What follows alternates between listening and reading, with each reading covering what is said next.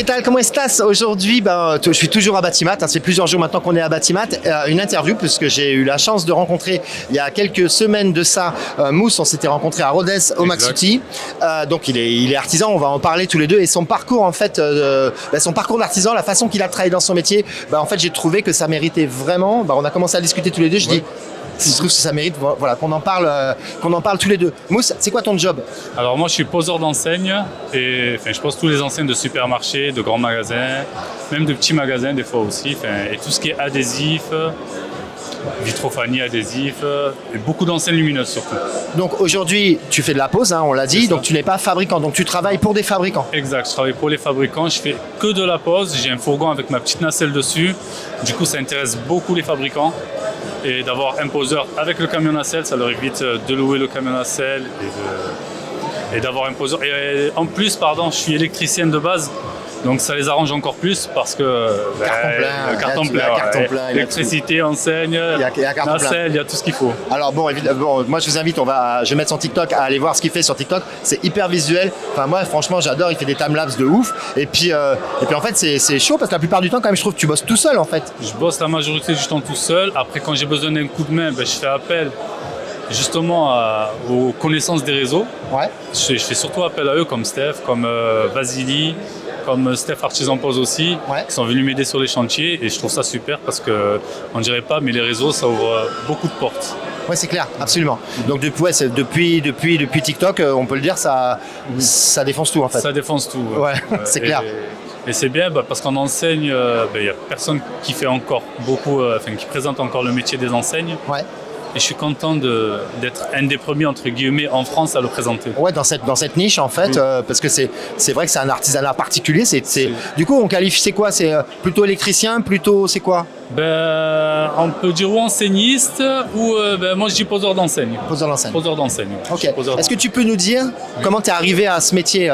Il y a un CAP, poseur d'enseigne, comment ça se passe? Ça existe maintenant. Avant, je ne sais pas si ça existait, mais du coup, je suis passé je travaillais dans l'éclairage public à l'époque. Et j'ai pris mon camion nacelle pour me mettre à mon compte et faire de l'éclairage public. Flop total.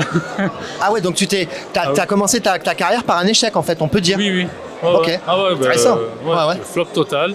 J'ai continué dans mon domaine en électricité, ça marchait un peu. Ouais. Et ensuite, sur les sites de petites annonces, j'ai commencé à me mettre en location avec nacelle. J'ai fait un peu d'élagage pour commencer, un peu tout ce qui était travaux en hauteur, nettoyage de gouttières et j'ai fait quelques enseignes et ça a intéressé les personnes qui m'ont fait travailler. Ouais. Et pareil, j'en parlais tout à l'heure avec le collègue. J'étais sur un chantier en électricité. Il y a une société d'enseigne qui est venue me proposer de faire l'enseigne et j'avais fait un travail extraordinaire dans le mur pendant que les façadiers lissaient la façade. J'avais mis une goulotte pour passer mes câbles plus tard et tout ça. Pour que ce soit nickel, ouais. J'ai fait mon enseigne, le client il était refait à neuf. Ouais. Il m'a dit toi je te garde. Et de là c'est parti les enchaînements de chantier, de postes d'enseigne. Et depuis 2014 maintenant je baigne que dans l'enseigne. Voilà, t'es spécialisé là-dedans. Spécialisé là-dedans. Alors, du coup, tu as des demandes d'un peu partout. Malheureusement, tu peux pas répondre. Je peux pas être partout, c'est ça. J'ai des demandes partout. Encore avant de venir au salon, il y a une demande à Paris. Mais bon, comme je suis du Sud, ça fait loin. Oui, donc du coup, tu es dans la région de Marseille. Marseille. Je travaille de Perpignan jusqu'à Nice. J'ai un champ, on va dire, de 200 km en moyenne. Mais des fois, je suis déjà allé à Dijon, au Sable d'Olonne. Des fois, je fais quelques extras. Ok, donc du coup, tes clients aujourd'hui, tu as beaucoup de clients ou c'est un petit nombre de clients qui sont des pros et qui t'envoient du boulot régulièrement? C'est un petit nombre de clients, mais qui me font travailler à l'année. Donc, ils me remplissent bien le planning. Là, j'ai un planning qui a 3 mois plein. Et je tourne à environ un mois plein, de 1 à 2-3 mois plein. Et dis donc, tu dis j'ai 3 mois pleins, donc en fait les pauses d'enseigne c'est assez rapide, j'ai vu, alors peut-être les TikTok ça va vite, mais, ça va vite, ouais. Mais en fait j'ai l'impression que c'est genre des travaux d'une journée, 2 jours maxi. C'est ça, il y a des chantiers qui vont durer une semaine en ce moment, c'est plus des chantiers d'une semaine. Ah ouais. Mais en moyenne c'est un jour pause, c'est des pauses d'une journée. En moyenne c'est une journée. Ça fait un peu comme dans mon métier, le problème c'est que si on a une vraie journée de mauvais temps et qu'on peut pas bosser, ça décale tout le planning. Ça décale tout le planning ou ça nous oblige, pour ma part, d'aller travailler samedi ou dimanche. Ah, tu récupères comme ça? Ouais, c'est pour pas, parce que sinon je dois appeler tout le monde, repousser tout le monde. Et ça s'enchaîne très vite. Ouais, mais alors ça, tu peux le faire quand t'es patron, mais que t'es artisan. Mais quand t'as des salariés, tu peux pas les envoyer samedi, dimanche. Ouais. Alors que normalement, on s'ennuie le samedi, dimanche. Ouais. T'as la maison avec la famille, C'est les ça. enfants, c'est chiant, quoi. Je veux dire, on est tellement mieux au boulot. Donc, Mais des fois, la vie de famille, j'avoue, en ce moment, j'y prends goût. bah oui, parce que bon, t'as un bébé. Un bébé maintenant. Et d'ailleurs, tiens, c'est intéressant qu'on parle de la vie de famille, pas pour parler de la vie de famille, mais parce que t'avais quand même un problème dans ton entreprise, un gros problème, Oui. qui était l'accumulation du courrier et l'administratif. Exactement. Et oui, hein, Exactement. on en a parlé avec ta On en a compagne. parlé avec ma compagne. Moi, je suis un bourrin au travail. Donc, pour travailler, on peut me donner des chantiers énormes, je vais les faire. Mais pour aller envoyer 3 mails, je sais pas faire. Même pas les mails. J'envoie mes factures à la Ouais. rigueur. Ah bah, mais, ça, c'est le plus important. c'est le plus important. T'envoies les factures, les T'envoies clients les ils payent, factures. c'est la base. Ouais. Mais après, quand ça commence à parler de charges et tout ça, là, je laisse traîner et ça prend vite de l'ampleur. Et j'ai failli couler en 2016. J'ai dû remonter la pente très difficilement jusqu'en 2019. Et puis à mon épouse, je me suis marié, elle a tout repris ma société de A à Z et elle a sauvé la boîte, quoi. Ah ouais, c'est Et là, ça va, ça vole bien. Ça, c'est quelque chose qui est super important parce que ce garçon a de l'or entre les mains. Allez voir son TikTok, vous allez tout comprendre. Mais moi, je le dis souvent, vous pouvez avoir les meilleures mains du monde.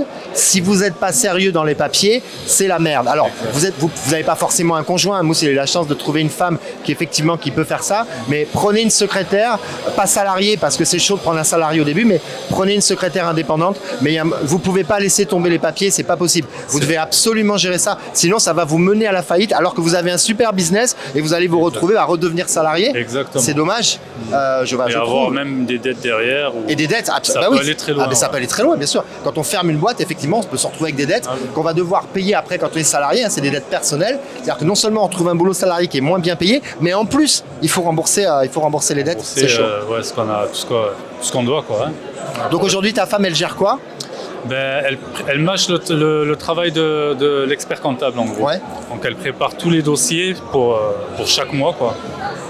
Et on envoie ça à la comptable et même pour la comptable, ça nous fait une remise parce qu'elle a moins de travail. Et moi, ça me fait une comptabilité nickel, quoi. Après, toi, au niveau des achats de marchandises, tu as assez peu. Tu as de la fixation, tu as sûrement des La visserie, des trucs comme ça, un peu de peinture parce que des fois je repeins les vis, des petites bricoles, quoi. Ouais. Les outils, tout ce qui est perfo, les outils sans fil. Mais sinon, j'ai pas grand chose à acheter. Donc, tu es propriétaire de ta nacelle Oui, que tu avais acheté d'occasion, c'est ça. qui est largement amortie. Qui est largement amorti. Ça, c'est pouce Ça, bleu. c'est triple pouce même. Bien sûr, triple Ouais. pouce. En fait, j'ai pas besoin de te demander tes chiffres, mais je suis chef d'entreprise, peu d'achats, une nacelle qui est amortie. C'est ça. Des fois, tu fais le boulot de 2 compagnons. La ça. rentabilité, elle est Elle est intéressante. très intéressante. Aujourd'hui, tes objectifs, c'est quoi? Est-ce que tu veux te développer? Est-ce que tu veux rester comme ça? Tu trouves que tu as trouvé le bon modèle, le bon équilibre? Est-ce que tu aimerais demain avoir des salariés qui posent des enseignes à ta place? Comment est-ce que tu vois l'avenir? Là, en gros, je préfère passer de 5 jours de travail par semaine à 4 jours de travail et me faire, entre guillemets, ou des week-ends de 3 jours, ou par exemple, de rattraper le travail qui n'a pas pu être fait la semaine, le vendredi. D'accord. J'aimerais bien mettre ce planning en marche. J'ai commencé à le faire. Et au moins, ça me permet de bombarder 4 jours à fond et 3 jours me reposer à fond. Et je trouve que c'est un bon équilibre. Pour moi, je trouve que c'est un Et bon t'occuper de équilibre. ta famille, Et de m'occuper de ma famille d'un côté. ce qui est définitivement le plus important. Exactement. Mais il faut aussi de l'argent pour s'occuper de sa famille. Et il faut de l'argent. C'est notre responsabilité. C'est- Très bien. Mousse, Et- merci pour ce partage Merci d'expérience. à toi. Bon succès, bonne continuation. Nous, je sais qu'on va se revoir parce que il y a maintenant des événements comme ça, on aura l'occasion de se recroiser. Puis on suit sur les réseaux et c'est cool. Bien sûr. Bravo, Parfait. bonne continuation. Merci. À bientôt, Merci, salut. Laurent. Salut. À bientôt, bye bye.